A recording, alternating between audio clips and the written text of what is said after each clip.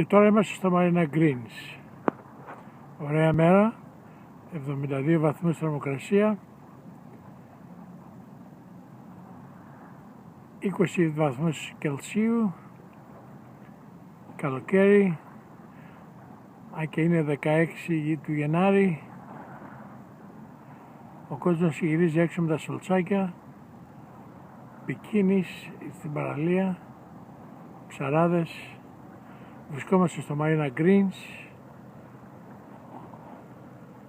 και θαυμάζουμε τη θέα και αναπνέουμε καθαρό αέρα.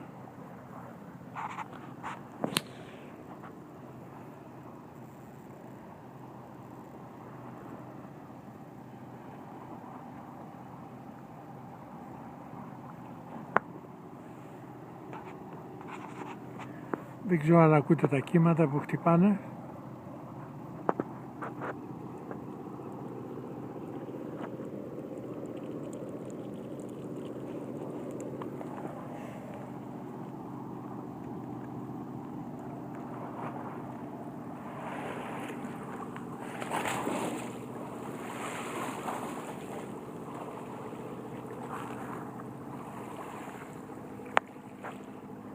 Και πάνω και τη σκιά μου φωτογραφία μες στην παραλία με τα ωραία κύματα στο Σαν Φρανσίσκο.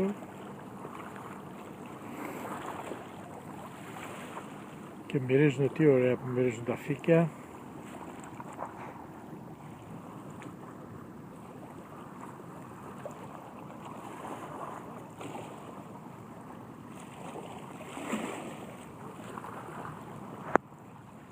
Να, και ένας με το κότερό του βγαίνει έξω για βόλτα.